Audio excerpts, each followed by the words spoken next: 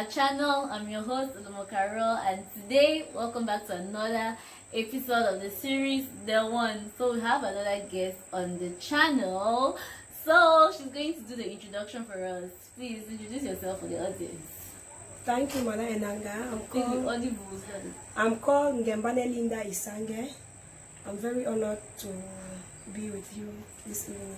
Thank you so much. We're so grateful. So today we're going to be hearing her own side of the story of her own journey of finding her spouse. So she's going to be sharing with us some light to help somebody out there, so you know what, you're not alone. Other people are going through that stuff with you.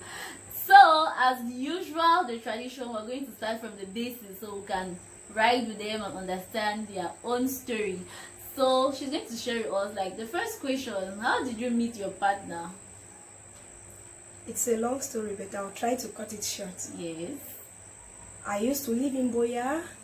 When I came to Limbe to visit my elder brother, so his wife works with the CDC. When I went there to say hi to my brother's wife, there I met my partner. But with my kind of jovial way, I was like throwing jokes. We were just joking. I hadn't anything in mind like falling in love or... So he too, he was admiring me. I did not know. When he asked for my number, I refused to give. I told him that I don't share my number to people I don't know.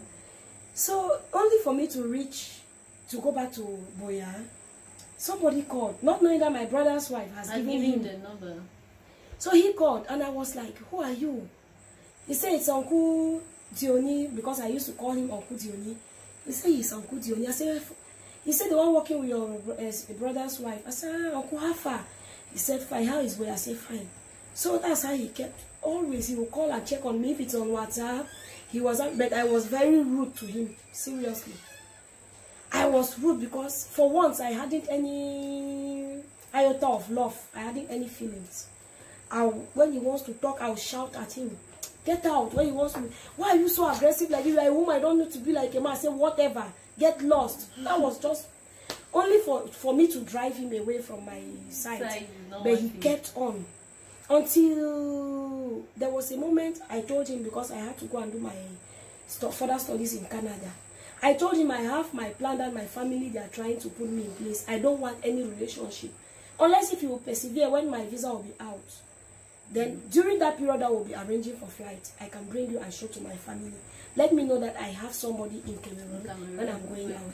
He too, he said no, his wish is not to have somebody, a wife who is outside there. That he wants to live with his wife in the same house. That's okay, then get lost. That was it. We lost. He did not chat me, he did not call me too. I said, what am I doing with this kind of people? I'm aspiring very, very high. As God had it, they denied me visa. So last year March, when I came back to Limbe, I was the one who took my brother's wife's phone. I called him. I packed from Yaoundé that I came back to Limbe to live with my elder brother and the wife. I called you. I said, Uncle Dioni, how far? He said, fine. Why are you this blackie? I said, I'm in Limbe. I said, lies. I said, talk to my brother's wife. He spoke with my brother's wife. Within a twinkle of an eye, he's in our house. He took me around, showed me Limbe, because I, for one, I don't know Limbe. He took me around, showed me Limbe. We had fun. Not that kind of fun. Just took me to a bar. We drank. Came and left me back in the house. That was how. In the morning, every morning he would call, ask me, how are you? Fine. About 2 weeks, he invited me to his house. I said, I don't want to come to your house. He said, no, come. I said, I don't want. When I went down there, he bought me juice. I drank. He entertained me very well. From there, I did not know what happened again. Then my mentality of, I don't like him, he's not my kind of man, get out, get lost. Instead, now I'm the one who has found him. So that was it. That is how the thing started, and I became so entangled to him. Yeah, I cannot stay. The day that he will not call, I must quarrel. If he doesn't call, if I call, I'll say, so you have another person somewhere that you will check on without checking on me. That is how the bond became so close. 22nd March will be making us 1 year in this relationship. Okay. So that is how I just thank God, because seriously, he's the kind of man that I was asking God to give me. Okay, so was there a particular point that you felt like, okay, this is the one for me, like I'm certain that this is the one for me? Or was it anything he did that made you know that, okay, this act that this person has performed, it has just made me know that this is the person I want to be with? Was there any particular thing? Yes, there was. His level of jealousy checking on me. You know, if a man does not love you, he will not have your time. Yes. When immediately when he calls, I say I'm not eating, he must leave his workplace and bring me something to eat. He will call, where are you? Even at night, are you in the house? Yes. Give phone. Where are your children? My brother's children. Where are they? He will call them by name. Give this person the phone to confirm if I'm there. So I was like, God, I was asking God to give me somebody who will love me for who I am. Yes. And I was asking God to give me somebody who will not cheat on me, because it is not good for you, a woman, to know that you are in a man's house and then that man is keeping another woman outside. It irritates too much. So I just thank God for giving me this person. Okay, so the next question is, we know all women have a list of how they want their Mr. Right to be. They always have a list of, you should be 4 feet, you should have 6 packs, you should be this, you should be that, you should be this, you should have the like Dangote money, this, that. Everybody has an imaginary list in their head of how you want your ideal man to be. But realistically, we know very well that your ideal man will never kick like everything, all the box on that list. So how much did he kick on the list? Like, did he just fit like perfectly on your ideal man's list, or he was not even your spec, he was not even your type, you did not even want to hear about him? Did you have to compromise just a little bit, like he did not meet up a little bit, or he was just your perfect spec? Well, like I earlier said, I was asking God for somebody who would love me and care for me. So when he came to me, yes, when he came to me, he was so loving and too caring. Till date, he has not ceased to care. He has not. There has never been a day that I go hungry with the children in the house. Okay. Yeah. If I am sick, he takes it as a burden. He takes it as a burden. So I just thank God, because what I was asking God, I told God, please give me a man who will love me for who I am, and God just gave me the right person. Alright, we thank God for that. So how has the journey been so far? Do you have any regrets, like no, I'm regretting this step, I'm regretting choosing to be with you? Well, how has the journey been so far for you? No, I've not regretted any bit. Even with the crisis and the condition, because he's a CDC worker, even with the condition that CDC is not paying them, but I'm very happy with him, because he has his bike, he goes out there and makes sure I take breakfast and my children take lunch and then take supper. So I'm very, very happy, because there are people out there, they have the riches, but they can't have peace of mind. So I just thank God for peace of mind and sustenance. Okay, fam, I've heard love. Like, are you okay at this point? Yeah, so we're still going to be talking some more. If you haven't subscribed at this point, please make sure you subscribe, hit the notification bell, like, share this video and all that good stuff. Okay, so now the next question we're going to be asking is, we know people discover themselves every day. Like, you discover your partner every day. They say it's a process that you keep on discovering the person till you guys are even 90 years old, you're still discovering yourself. So how has it been for you discovering bad aspects of your partner that you didn't know of? Because being with somebody, you start discovering aspects you didn't know about the person. And sometimes it has a way of getting to women. Women will start feeling like, oh my God, did I make the right decision? Oh my God, this is what I'm really supposed to be. Look at my mates, look at this, look at that.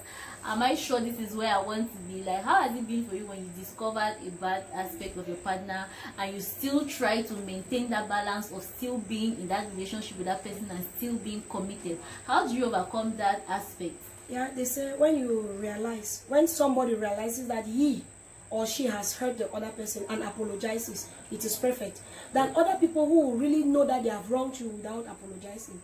When I realize a bad aspect on my partner, on my husband, right, I'll just tell him, love, because that is what I call him. I'll tell him, love, what you have done like this, I don't like. You see him he will just rub me on my cheek like that and tell me, okay, sorry, I will not do it again. Likewise, he will tell me, what you have done like that, I will just say, oh my boo boo, I'm sorry, I didn't do it intentionally.